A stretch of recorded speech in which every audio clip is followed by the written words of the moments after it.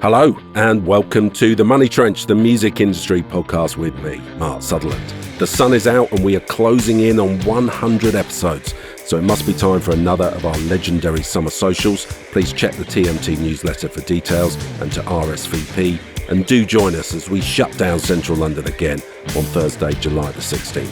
Our friends at TIXEL are even getting the first round in if you're early.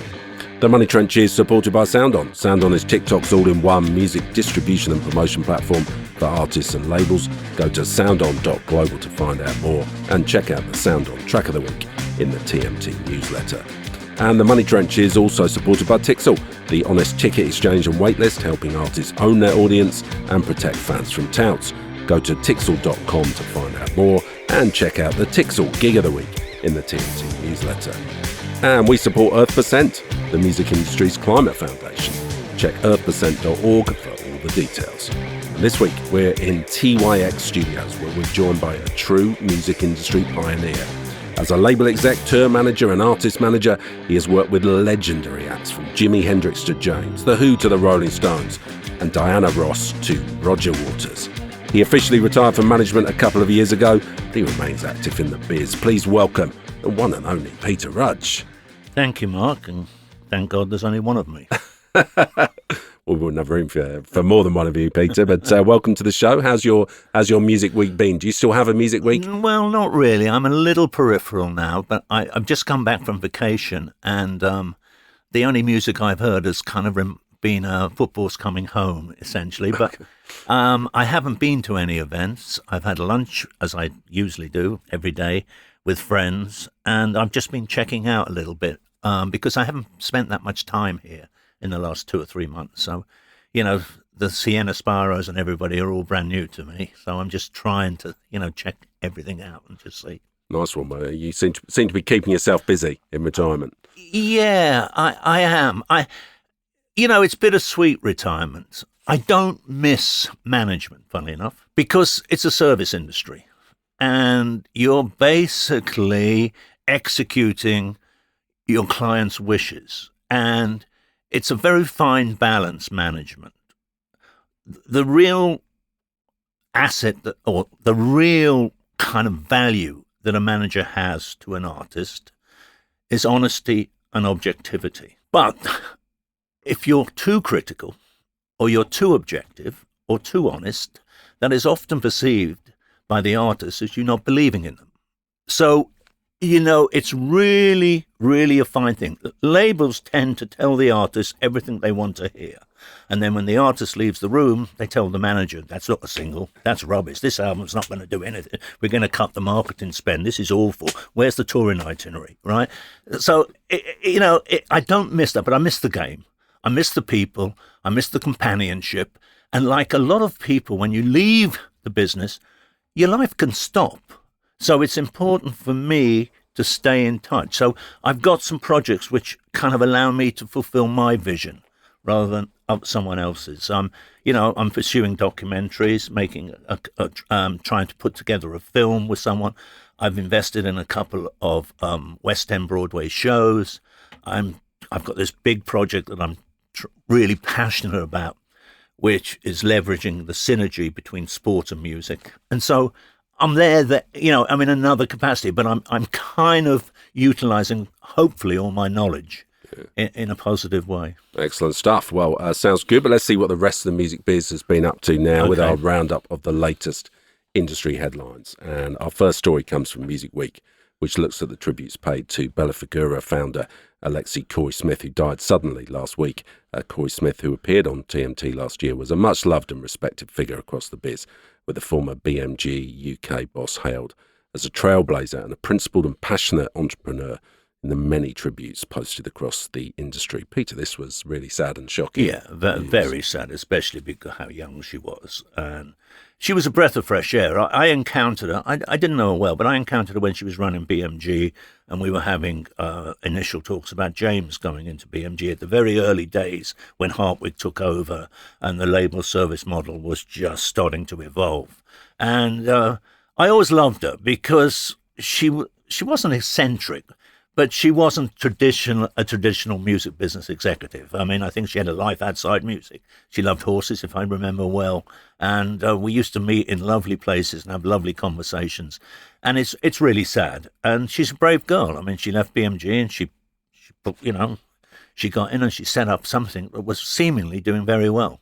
Yeah, I mean, it's quite an achievement to build a company incredible like that. Incredible achievement. You know, without me getting into, women versus men and this and that, she had a captivating personality. She really did. You know, I like the little that I knew of her. I liked her. Yeah, well, very, very sad news. And TMT's thoughts, of course, are with Alexi's friends, family and colleagues. I love that Dan Chalmers tribute to her. Oh, he posted a lovely tribute, yeah. Wasn't it? I read it this morning. It was really touching. It was really nice, you know, how music business can spill over to the personal thing and the family. And I just thought that was lovely. Yeah. Said a lot about it. And Dan. Yeah, it speaks volumes about both of them. So that was great stuff. Our next story comes from Music Business Worldwide and looks at the continued fallout from the US court case that found Live Nation and Ticketmaster operated an illegal monopoly over concert ticketing. The companies have now applied to have that verdict thrown out or a new trial granted, claiming the trial was dominated by emotional arguments. I mean, we've all been dominated by emotional arguments lately, Peter. But you've worked in the live industry for a long time. Yeah. What do you make of that? My emotional sympathies lie with Live Nation. I think that they're getting punished, victimized, because Michael Rapino, who's a very brilliant man, a visionary, created an incredible model. Okay, he came in. He took over Live Nation from Irving Azoff. It was at that point just a regular traditional promoter, but he saw the value in the tickets. He saw it. He spotted it before anyone else, just like Simon Cowell spotted this or that, you know. He was there, and he realized that was a huge business that was not being leveraged. He also got in the real estate business. He's done phenomenally well. Let me tell you. I mean, Live Nation put their money where their mouth is. You know, it's okay. Everybody's saying, well, they've got Harry Styles. They're paying a fortune for these acts. And it's only like the top of the business makes money, you know. There's a lot of empty seats all around the world that no one even focuses on. So I do feel, look, as a manager, I have never been forced to go with Live Nation. I have never been forced to put the tickets on sale through Ticketmaster. But I'm not naive enough to believe that they're perfect or that they're innocent or that secondary ticketing operations are completely, something that they know nothing about, or the dynamic ticking price is perfect. I know what goes on. It's always gone on. But it's no different when free goods by record companies, that you've got this account and, we lost about 5,000 records because they were damaged. I mean, it's just the way the world is. And AEG can bid for anybody. I mean, it's not a monopoly. Maybe the individual promoters, like Harvey Goldsmith or some of the independent guys in America, struggle because they can't compete financially, or they can't compete because they haven't got the venues. But the ticketing has never been an issue. Anyone can sort that out. So I think, I watch those congressional hearings and I see those senators and congressmen, and they make a name for themselves when they go after Live Nation because they know it's tabloid fodder. I always remember when we used to go around the world and, Keith Richard, if someone arrested Keith Richard, he got in the newspapers. He got promoted. I mean, he became a rock star. I mean, there is a touch of that with Live Nation. Rapino is an exceptional executive. Yeah. Exceptional. Could you imagine a world in which Live Nation and Ticketmaster are broken up? Yeah, I can. Yeah, I can. And I'm not sure that the new boss would be any different to the old boss. I mean, Pete Townsend taught me that a long time ago. And I think that's one of the things that history repeats itself. But I can imagine that. Yes, I can. Okay. Well, we will see what happens. Yeah. But finally, our final story. DistroKid is the latest indie company to sell up, according to Hits magazine, with private markets firm CVC Capital Partners taking a majority stake in the indie distribution company. DistroKid handles around 4 million artists and reportedly distributes 40% of all new music released worldwide. Peter, you actually started your career on an indie label, but why are so many independent companies being bought up? I think, Mark, I mean, I was there at the cradle, and I'm very close to the grave. We've built up an incredible inventory of content, which has huge value. It's no different to the value of a Beethoven Fifth Symphony, of an Andy Warhol, of a Henry Moore statue, of whatever. I mean, these songs are timeless. They have been proved to be timeless. The Beatles, this and that. I mean, this industry has probably been based on 10 million artists and about 5,000 great songs. And those songs will live forever. So we understand why the big boys have come in so quickly. And, I mean, I think the sex in the business right now is Sunio, is Udio, is kind of DistroKid. But I do believe it is the gold rush. They're all sitting in Wall Street. They're sitting in the city of London, in Tokyo, and they say, all right, where are we going to go? Merck did start it.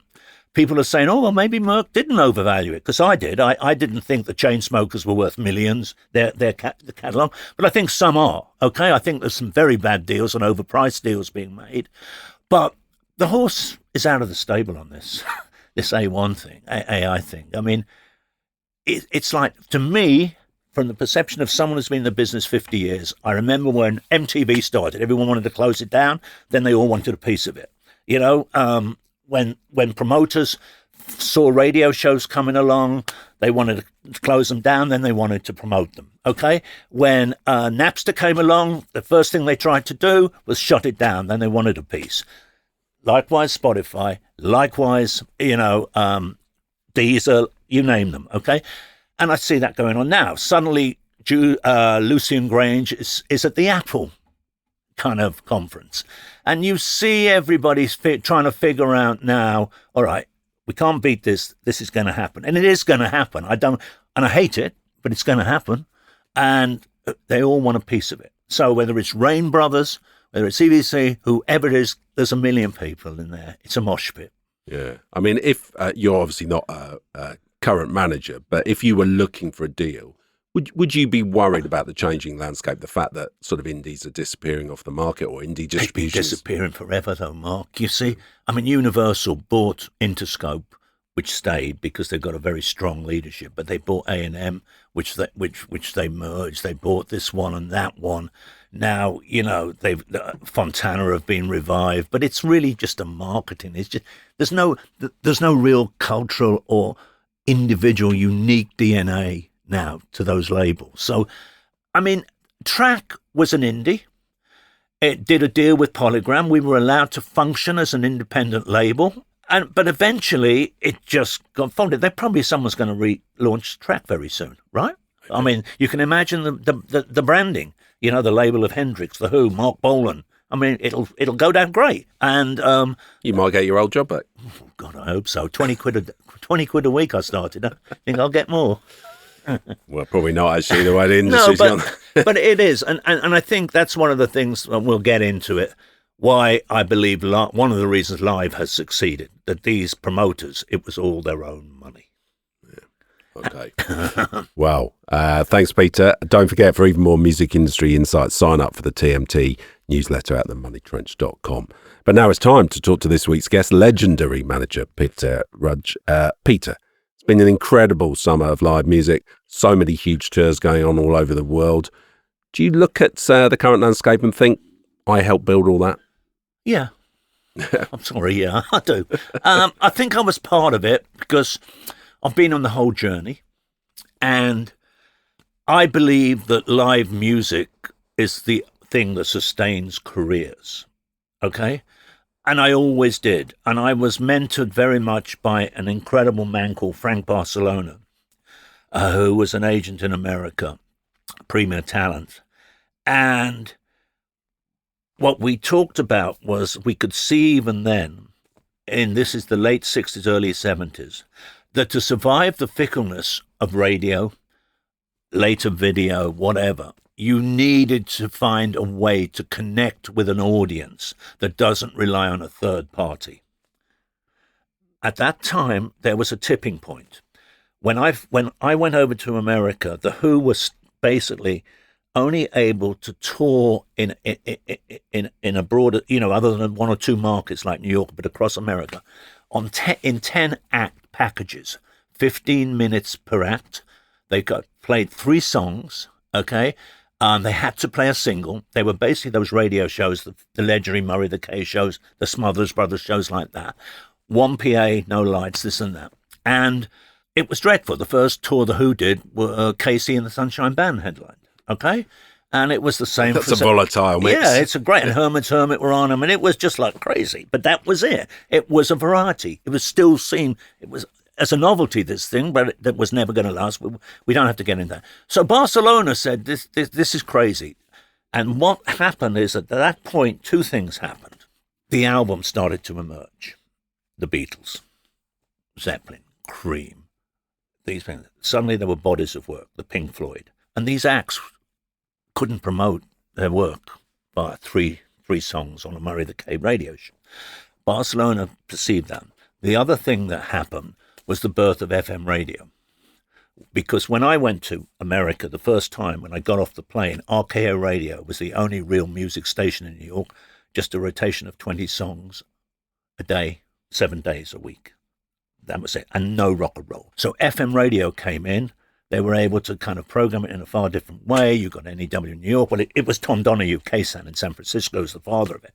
So you got that happening there. You got the album happening in the UK. And you got Barcelona saying, okay, there's these great bands coming out of Britain. The Who, Zeppelin, da-da-da-da-da.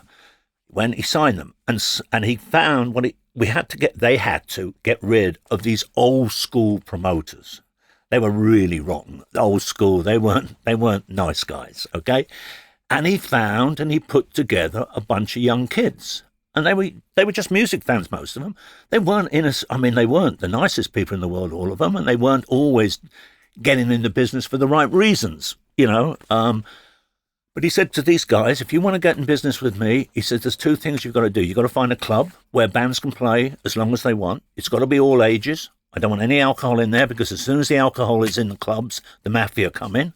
He said, you've also got to find a publication or a media outlet that you can associate and partner with, a radio station, FM radio station, and what we considered then the kind of internet of the day, which was either the Village Voice or the Boston Phoenix, those kind of underground magazines. And he said, you put all that together, he said, and that's fine. He said, you won't get any other than you. The thing about live is and Frank enforced this. He said, you won't get any multiple options if you play. You're going to have to stand on your own 2 feet and you're going to have to live by your ability to sell tickets and to promote these acts. And that's what happened. Because I should just, as an aside, say that one of the things was that a lot of those old-time promoters, they drafted contracts with the acts that if you play for them once, you have to play for them for about the next 5 years. You know what I mean? Doug Weston at the Troubadour did it. Legendary. He wouldn't take an act unless he got options for Kazoo. And so Frank broke that. So there it started. And I think, live, Mark, is a different animal. And it was the runt in the litter. Everyone started to see the value in the Atlantic Records. The publishers saw the advantage in the publishing companies. They saw IP. They saw something they could buy in. There's no IP in live. None, okay? And no one understood it. It was chaotic. It was crazy. But what it established particularly was a relationship with the acts had with those promoters. It was far different than a record company where people tend to come and go and, there's no real contact. Like Don Law I had dinner with him the other day. He said, I remember when I went to pick Zeppelin up at the airport in my camper, and then the Allman Brothers came in and they slept at my flat because they had nowhere to live. Don Law is still promoting Robert Plant. Right? Pete Townsend has dinner with Don when he goes to America. They're friends. They're forged. Friendship was forged in the front lines. And there's a uniquely different relationship. And the one thing I've always maintained about live, it's not ageist. I've always found that the record companies got to turn it over all the time. I have probably been touch base with 25 managing directors of Columbia Records or something, and 2 promoters in London in the last 50 years. Yeah. There's a moral to that.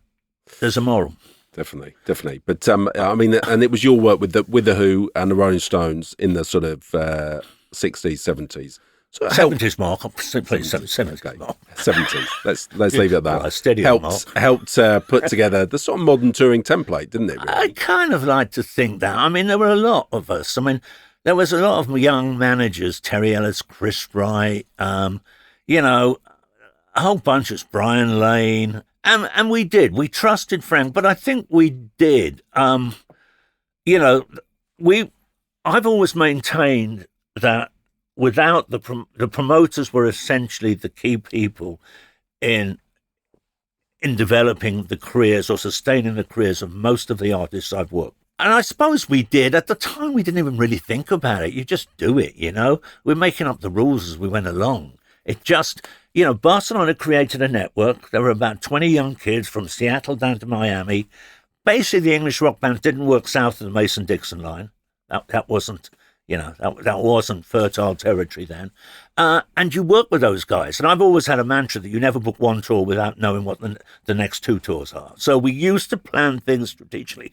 But what we also did, Mark, it wasn't dependent on album releases. I've got, again, mixed feelings about tour support and what it did, because it was great in some ways, but then the tour became just a vehicle to promote a record. So bands weren't able to go over and tour without that. If The Who came along in the last 10 years, I think they probably got dropped by their label after their second album, because they didn't play by the rules. And most of those bands didn't in those days. I mean, I know, you know, The Who never let anyone from MCA backstage. I mean, it was a totally different culture.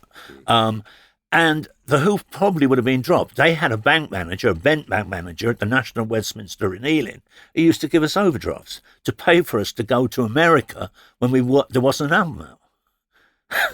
And that's across the board in those days. So but now that's flipped, doesn't it? Because completely now flipped. You put out a record to promote your tour. The record is just the soundtrack to the tour. I mean, the remarkable thing, if you think now about Harry Styles, everyone is talking about his 30 days at Madison Square Garden, his 12 days at Wembley. Sorry, Rob, sorry, Harry, but no one's talking about his album. Okay? All right? I mean... I'm sure some people are talking Well, about Mark, that. I don't want to be called, because I actually sent a note to Rob saying I thought it was one of the greatest launches I've known. You know, when they did the live thing at the Co-op and things like that. I thought it was really brave, and they backed a very brave artist. And I've got a lot of respect for Harry Styles. I think he's fantastic, because anyone who can cross from that One Direction pop thing to what he's done is all right in my book. But, you know, the Oasis thing, I mean, the Taylor Swift thing. You see, what live does, it spreads the love.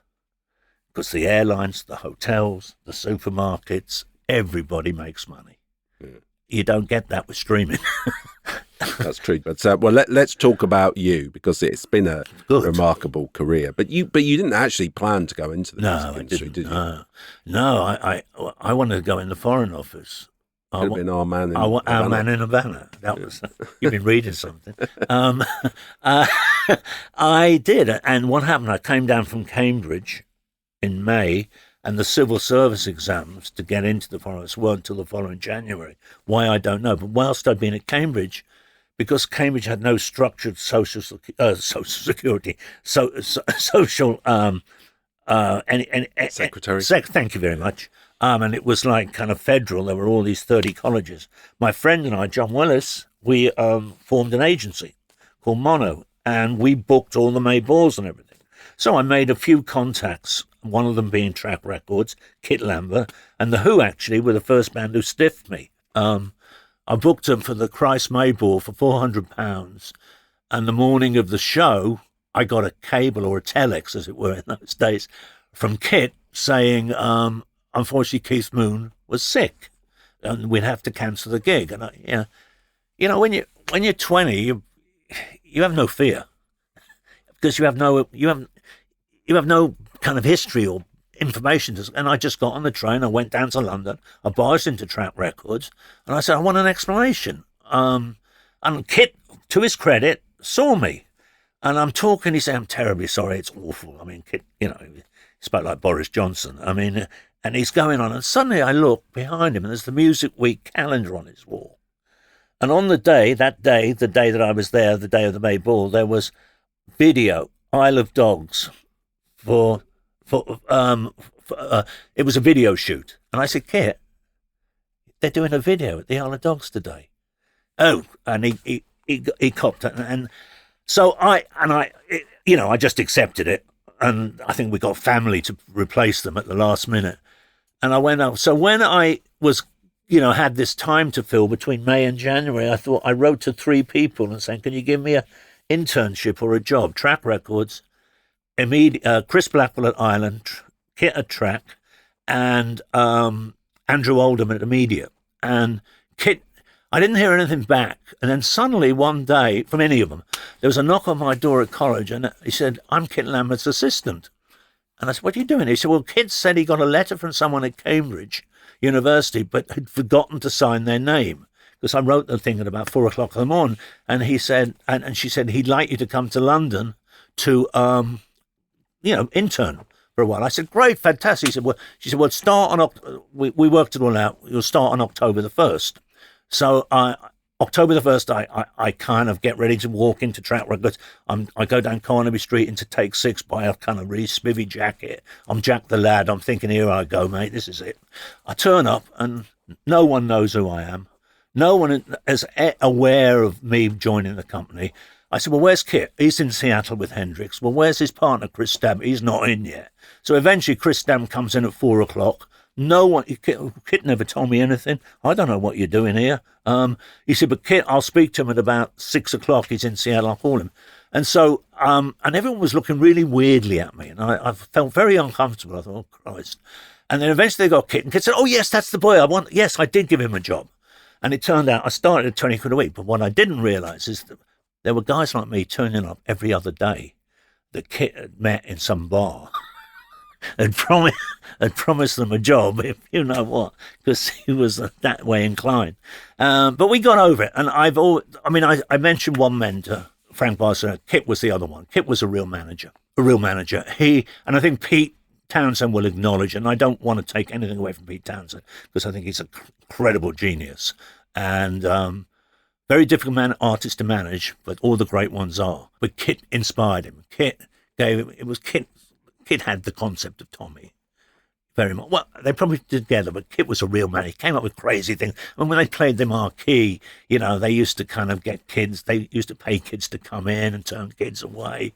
I mean, they were really... The Who were the first punk band in some ways. My generation. It ain't a bad punk song. No, very good. I mean, so you're thrown into this world. You're working with Jimi Hendrix. Not Mark so much Bolan, Hendrix. He kind of... Hendrix was on the label. One of the first jobs I had to find the girls to model Electric Ladyland. Right. That wasn't a difficult job. So there was this Page 3 agency called the Annie Walker Agency in Soho that had all these models, and we had to audition them. But that was one of my first jobs I ever did. But I never really was personally involved with Jimi Hendrix, right, like I was with The Who or Mark Bolan or any of those people. Yeah, but I mean, that's quite a tough, not tough, that's quite an amazing introduction to the music industry, isn't it? Yeah, and it's been a bit of a yoke around my neck, actually, in my career, because, first 2 bands I really work with were The Who and the Stones. And you're 23. Yeah. And you're booking The Who around America with that Tommy tour, which is when The Who broke really big time in America. And then the Stones coming off the back of Altamont, the 72 Stones tour. And I still, and maybe I'm seeing it through rose-coloured glasses, but the Rolling Stones 72 tour with the Mirror and the Who's Tommy tour, when they did the 2 best tours I've ever. The 2 best shows. I mean, just unbelievable. Yeah. But those were the tours that sort of reinvented the way concert tours happen. Particularly that Stones one. The Stones one. They had control over everything. Everything. I realised, control is everything. So, and the Stones was, see, that time, it wasn't a business. It was an alternative culture. It wasn't a business. There was money made, but no one quite understood it. No one. It was a cash business. It was this. There were no real rules. There was nothing. So, and that's why people, I mean, that's why the big boys in Tokyo and in Amsterdam, they weren't interested in it because they didn't get it, they didn't understand it. There was no IP. But I realized that after Altamont, it was going to be really tough, and we had to be self-contained. So, for instance, I got everything. The trucking company, the crew were all union. I got them from the Disney Holiday on Ice, and I got them from those kind of shows because they worked all those arenas with those companies, and everybody knew them. So when Clark Transfer, the trucking company, came in, everyone knew them. When the riggers came in, the advancement came in, everybody knew them. So we were totally self-contained. We had our own plane, obviously. We had an advancement I used to send in to check everything out because, we were dealing with the police non-stop. It was tough. It was tougher, actually, to book a hotel for the Stones than it was a gig. Couldn't find it anywhere. Because they were so notorious. No one wanted, really. Hilton wouldn't take them, which is the biggest chain in America. It was really tough. But yes, we did, to answer your question, Mark, we were totally self-contained, everything. And, and it did work. I did that. I don't know why I did it, but I just did it. It just seemed to make sense to me. It was just funny, Mark.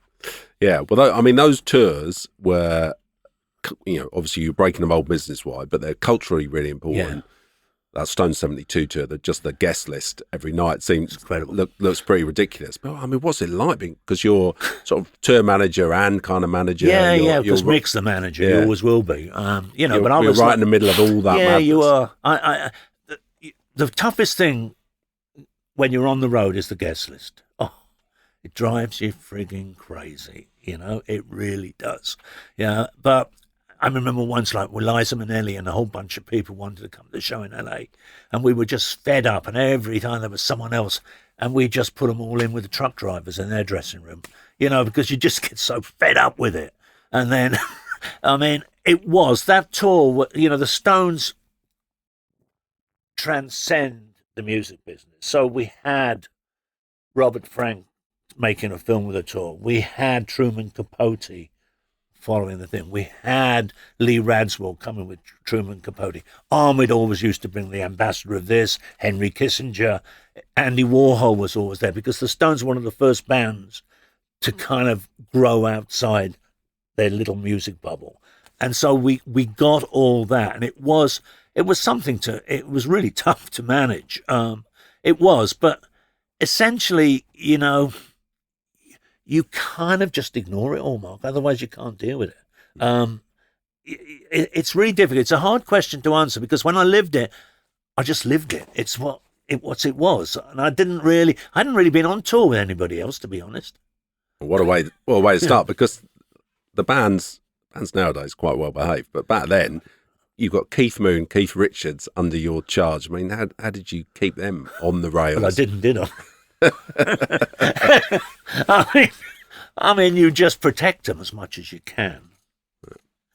Okay, I mean, protect them from themselves. Yes. I mean, Keith Moon was just crazy. He was also one of the funniest people I've ever been known. I mean, he was genuinely funny. I remember once I was at Peter Sellers' house with Keith, and Peter Cook was there, and there was Sellers, Cook, and Moon, and they were riffing off each other.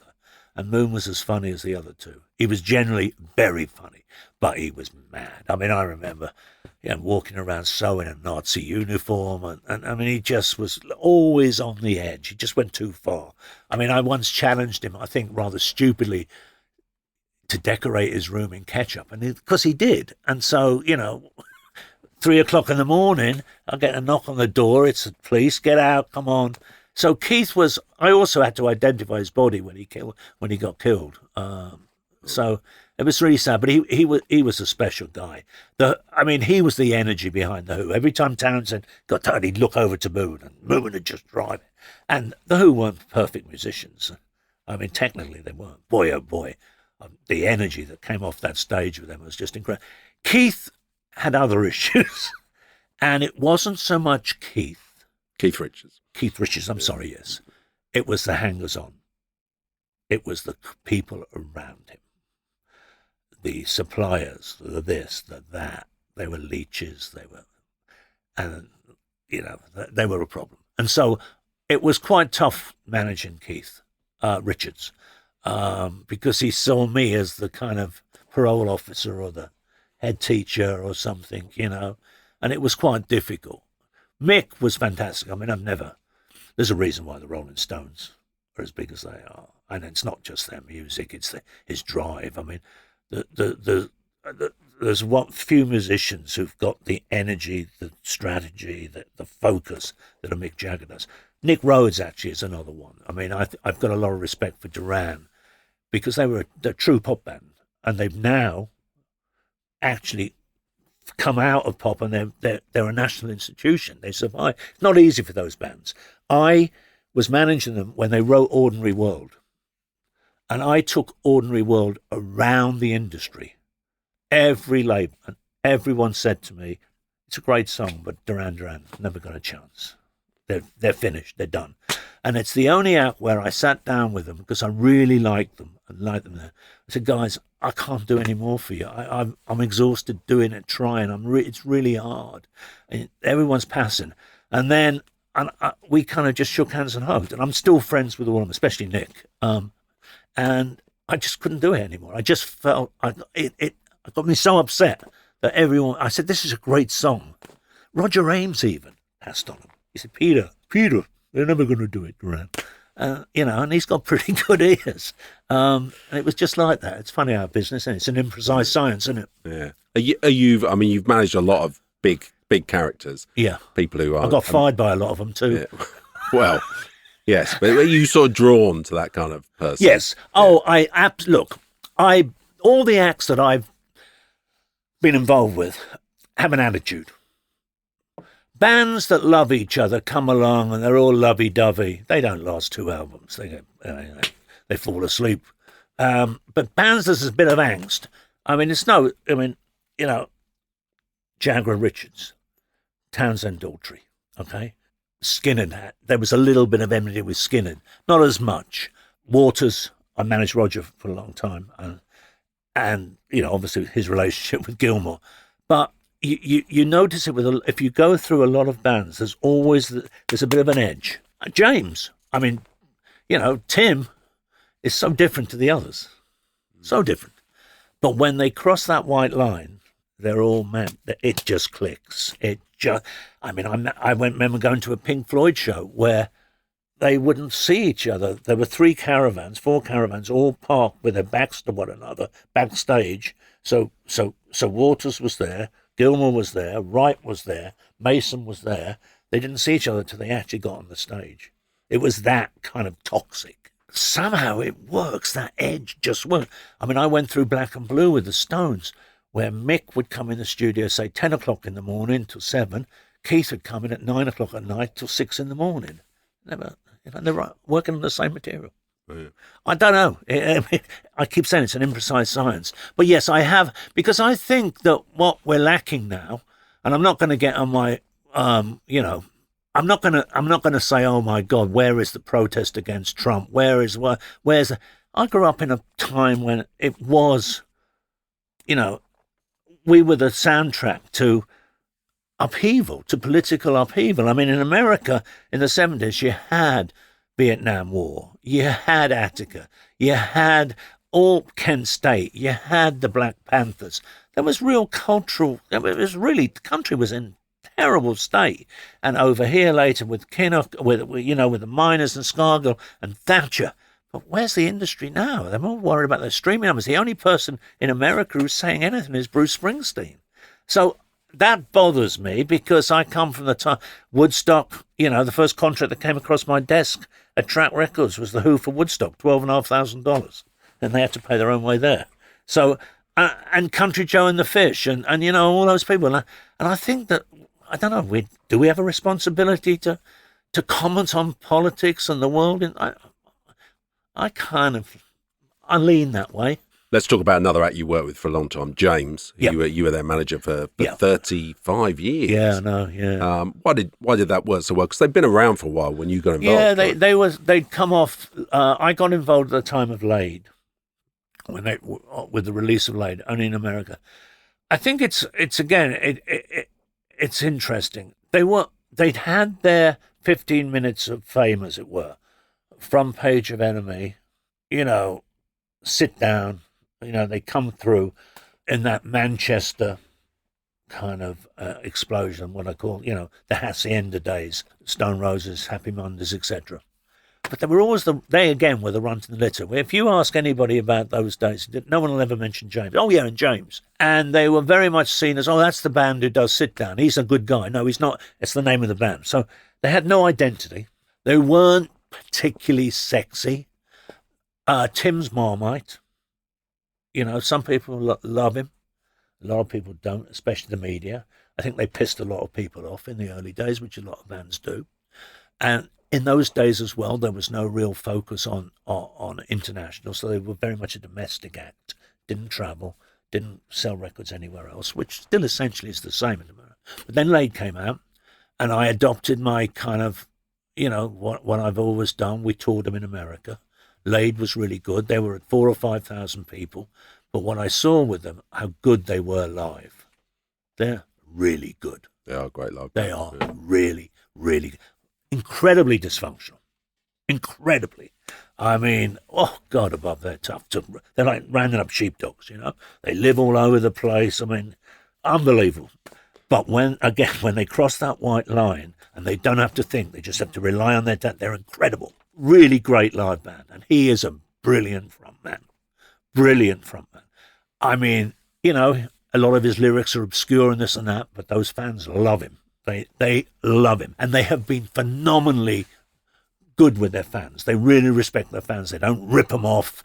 They really care about them. So I saw that they were great live, and I thought, that's the furrow we've got to, that's the corridor we've got to go. We've got to build it live.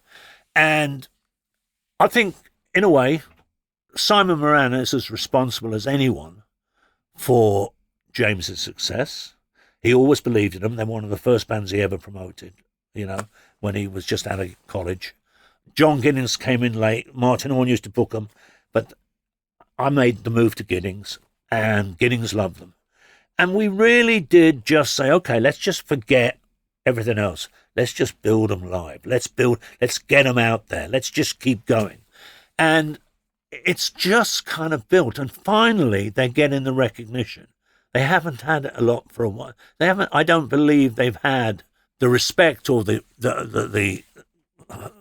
never been appreciated in the way that they are until very, very recently. They're a funny bunch. They're brilliant live. I find in the studio, when they've got time to think about things, they overthink everything.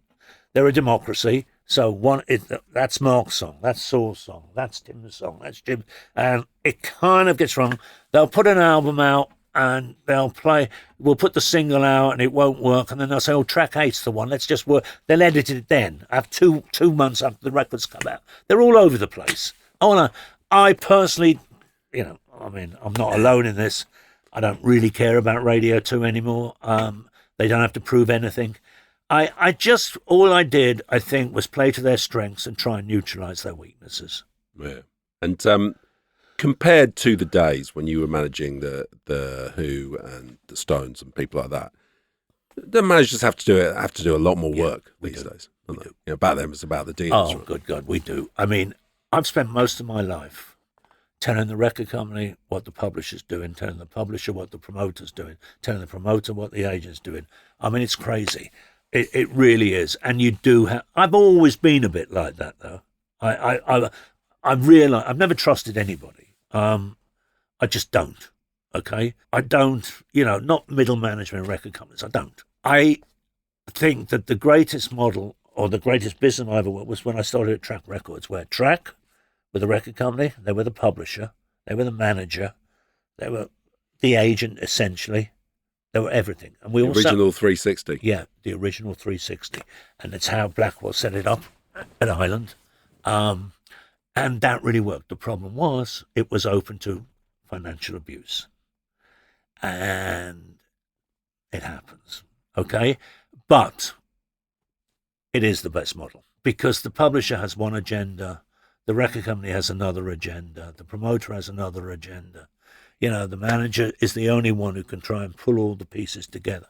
But you have to do it yourself. I mean, there's so many people leave record companies and start as managers. They think they can just, it's easy because I was at Sony when we broke this. I was at Universal when we broke that.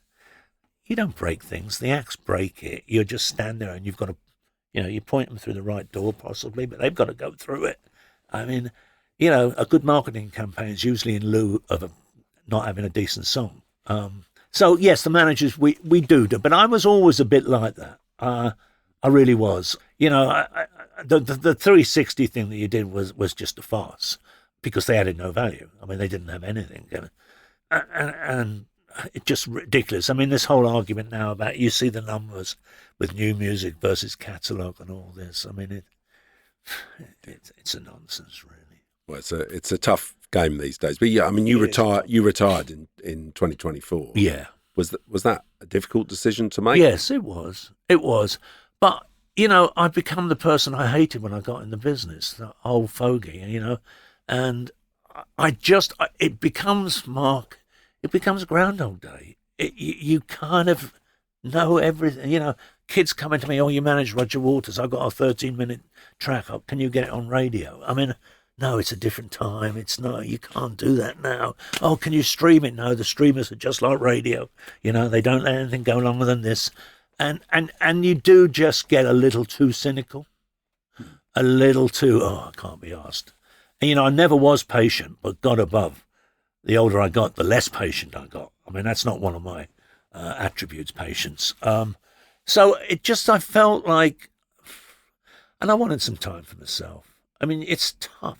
It's 24/7, 7 days a week. I mean, artists are like Maggie Smith in Downton Abbey. What's a weekend? I mean, they don't. They call, I'll call you Sunday morning. I know you're not going to be busy then.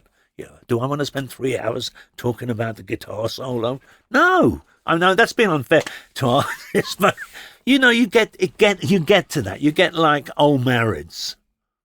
Right, you do because managers are the low hanging fruit. We're the ones who get fired when things go wrong. We're the first to go. I mean, labels have multiple options, publishers have multiple options. And then the lawyer comes in and says, "Oh, the manager, we don't have to do anything. Get rid of him right away." So I mean, success is the band, failure is the manager. They always go. I mean, and we don't own anything. We walk away with nothing. And did that happen to you a few times? Because you turned the Stones into the biggest band in the world. Yeah, but I wouldn't say that, Mark. Well, you were there when they became the biggest band in the world. Even I, no, the Stones would have done it without me. They were. That's very kind of you to say, and I'm glad the perception is that. But no, I mean, I don't really. I mean, in the early acts you get, but the thing is that traditionally. A manager gets post-term commission on records and publishing. Okay? Never live. It's never been the case. But now, again, it's all flipped on its head. So I get post-term, should we say, on James's records or publishing, but not on the live. Although I spent 40 years taking them from, £2,500 at Shepherd's Bush Empire to a lot of money. But it doesn't work like that anymore, unfortunately. I think it's wrong. Like, for instance, you mentioned, I do take credit with Phil Bowdry for inventing Ball and Bow. Yeah. Huge brand. Yeah, huge brand. Huge brand. And I had to took me a year to really convince Alfie to do it. Didn't want to do it. Okay? James is classical. One of the things, the problem with bands like James is that they only have one real market where they can really make money. Where James can play arenas in Britain, but nowhere else, really. So one of the things you have to do is keep it fresh, keep it interesting, for the music, for the art, because they're real musos, James. So it was I took them forever to convince them to do the classical thing, and it's been phenomenally successful. No, nothing. No, so, oh well, that's it. So would you ever come back full time? Well, I suppose if the right act came along. Well, I don't. Zeppelin maybe asked me, Robert Plant, Jimmy. I don't think so, Mark. My journey's run. I've been, I've had a great run, and I still love it. You can tell I love it. I'm a little too cynical. I don't like the way the business has evolved outside of the live thing. I think it's too manufactured now. Everything, it's too by design, by numbers, and I think in this country we still overhype things too quickly. We don't allow artists to kind of just get into it, just slide into it enough, and that's why bands like James can come along and just out of the spotlight, they suddenly build and build and build. But I don't think so, Mark. I like to do things. I would like to do documentaries. I'd like to do a documentary like on Barcelona. We talk about one thing. There's certain artists and certain stories I love. One of the things I'm trying to develop with a big producer is a Dusty Springfield film. It's like Amy Winehouse, Judy Garner, those stories, and they're the people that I think, that I really want people to know about in our business. I really do. She's phenomenal. I mean, and her story is staggering. Sounds like a good movie. But, I think so. I think so, Mark. All right. Well, thanks, Peter. Please stick around for Latest or Greatest, which is coming right up. And if you're enjoying the Money Trench, supported by SOUNDON and TIXEL, please give us a rating or review on your podcast platform of choice, as it really does help us keep making this podcast. But now it's time for our quickfire round with our guest, Peter Rudge. Peter, this is called Latest or Greatest. You can decide to talk about either the most recent or the all-time best music biz thing that you've experienced in these categories. We start with the latest or greatest record that you've bought. I'm going to try and stick to latest because... No, actually, that last two albums I bought, and I do buy albums, I do believe in that. Yeah. I always like to pay for tickets too. I just got to think about it.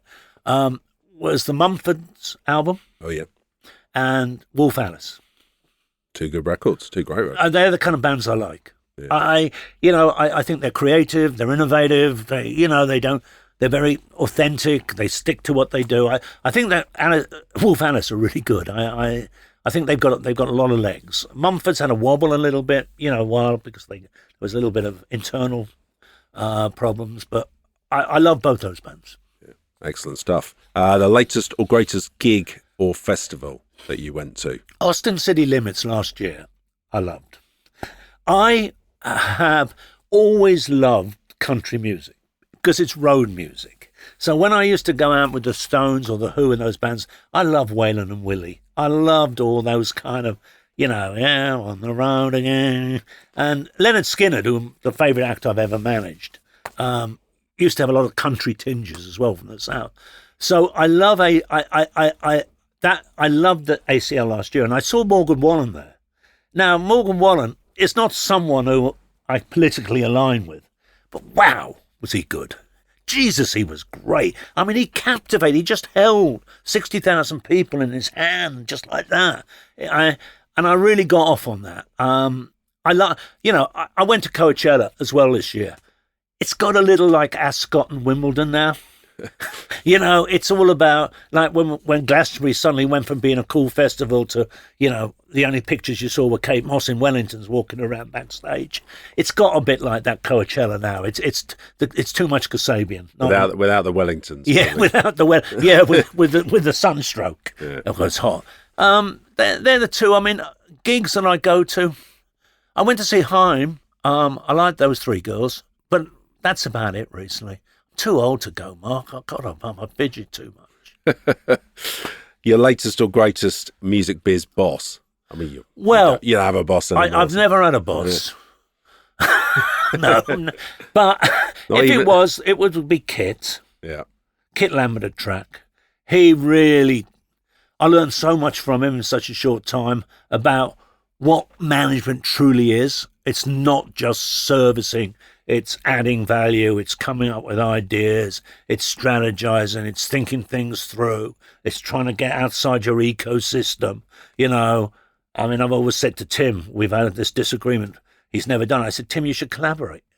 Elton John, Dua Lipa, Sam Fender, Olivia Dean, the hip hop boys, Jay-Z, and then Chris Martin, of course, from a rock point of view. I said, they do. That gets you outside your ecosystem. It's very hard, once you're established as a brand, to get to another audience. I remember once having a long conversation with him where we were playing a festival, Kendall Calling, and the Libertines were going to headline, and James was the second act. And, like all acts, and I get it, because they wouldn't be around if they didn't have this incredible belief in themselves. However disillusional I may think it is at times, it's true. It's carried them for 40 years. God bless them. And I said, no, Tim, you shouldn't be headlining. I said, half the Libertines audience will leave before you go on. But if you go on before the Libertines, you'll play to the Libertines audience. They'll see how good you are, and maybe you'll make 5,000 fans. And he said, okay, fair enough, I will. So you've always got to, because you're the voice of reason in the room. You're the one. I hear it from, when the record company said they're a bunch of tossers. They don't, having them just hug them and say, we love you. You're always going to be with that label, just before they drop them. So, I mean, you've got to do that. But as I said at the top of that conversation, it's a fine line you have to walk. Yeah. It is a fine line. Definitely. Talking of fine lines, the latest or greatest mistake that you've made? Well, I passed on a band that did quite well. Their manager... Are you going to name them? Yes, I passed on Queen. Okay. Well, whatever happened to those guys? No, what happened to Queen, I don't know. But they had a moment. Because I didn't believe that Freddie Mercury could ever front what I considered at that time a hard rock band, because they were quite like me. And I thought they were too... Yes, yeah, I passed. Because their manager resigned. Manager left, I don't know who it was, I can't even remember. And Jim Beach was my lawyer at the time, and their lawyer. And he said, Peter, why don't you take them? And I don't fancy. Of course, I was with the Who and the Stones then. I thought that, I'll pass on Queen. I'll get another shot next year. Well, you don't, do you? It's like when England get to the World Cup final this year. They better do it because they won't come around again for a while. But they might be out by the time this comes out. Yes, they might. Jethro Tull I passed on too. Okay. I didn't think a guy playing a clarinet standing on one leg. And legs. Yeah. Well, when you say it like that. Okay, so you didn't get to work with those, but the latest or greatest artist that you have worked with? Latest or greatest artists I've worked with. Yeah. That's like asking you who your favourite child is. That's the next question. I love Leonard Skinner. Ronnie Van Zant couldn't read or write. He was phenomenal. I loved him like a son. And my greatest regret, my greatest tragedy was the Leonard Skinner plane crash, which as a result, I never, have spoken or made contact with any of them before. And I reached out to them over the years saying, can we just sit down and talk? I mean, they blame me for the crash, Again, manager, I rented the plane, but the plane ran out of gas. I mean, it wasn't a fault, it was pilot negligence. I truly love them, Leonard Skinner. They were phenomenal. Again, great live band. One of my highlights, actually, you asked me before, was I put them on a support, or we did, with the Stones at Nebworth. And I, of course, being the Stones guy, knew what the stage was going to be. I knew it was going to be the shape of a tongue. And there'd be this runway, the tongue would form a runway. I knew that, so I said to Skinner, all right, and this was the days when you didn't have wireless, it was all leads. We went and got these incredibly long guitar leads, and they came out doing 3 steps, which was a great live song. The 3 guitarists in a line, just coming down that tongue, and the crowd, who were there only to see the Rolling Stones, just went crazy, and that broke them in this country. They were a great live band. The latest or greatest music industry party that you've been to? There must have been a few good ones back in the day. You can't top the Stones ones. you just can't, Mark. I mean, I thought about that question because I know I've listened to your podcast with other people, and I know this, the routine, and I tried to keep thinking about parties that I'd been to, and I kept going back to the one that Diana Ross gave the Stones in LA, and then the one after the '72 tour that Ahmed Ertegun gave when Mick and Bowie went, and it was just like, I mean, it was just crazy. It was just mad. I mean, when you saw those scrapbooks, I mean, it was just insane. So there was a good Who, I mean, probably the Who party we did at Madison Square Garden 75, 76, which I know Pete Townsend got mad at me about because I spent too much money on it. We had a roller derby. We had so much going on. It was a little bacchanalian back in those days. Those were the days. They were indeed. We had roller discos at a music industry party. Bring them back, please. But and we can't let you go without giving us a new music tip. Do you just still keep in touch with new music? Yeah, I love this country music, this new Nashville stuff. I love this girl, Julia Jacklin. I don't know whether you know her. She's doing, yeah? Oh, you do? Good. And the stuff, I've got to write names because I'm very bad on names. And the stuff she's doing with Hannah McFarlane, that Riley Green is doing with Hannah McFarlane. I'm just into that Hazlitt. I'm into that kind of, that Chance Penner. Do you know those guys?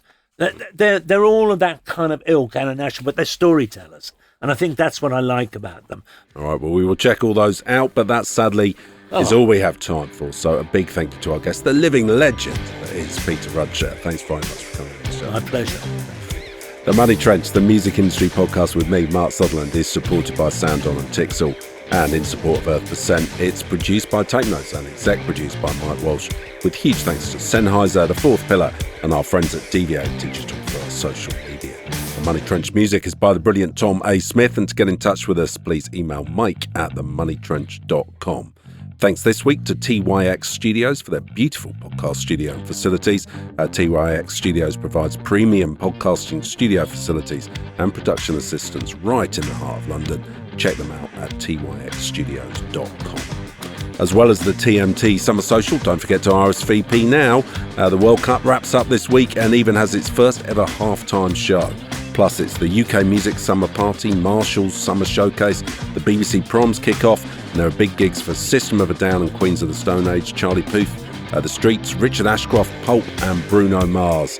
And don't worry about being locked out of podcast heaven. TMT will return with another brand new episode on Monday, July the 20th, featuring another 24 Karat Magic exec in the hot seat. We will see you then. Peter, thanks for coming on the show, and see you again soon. Enjoyed it. Cheers.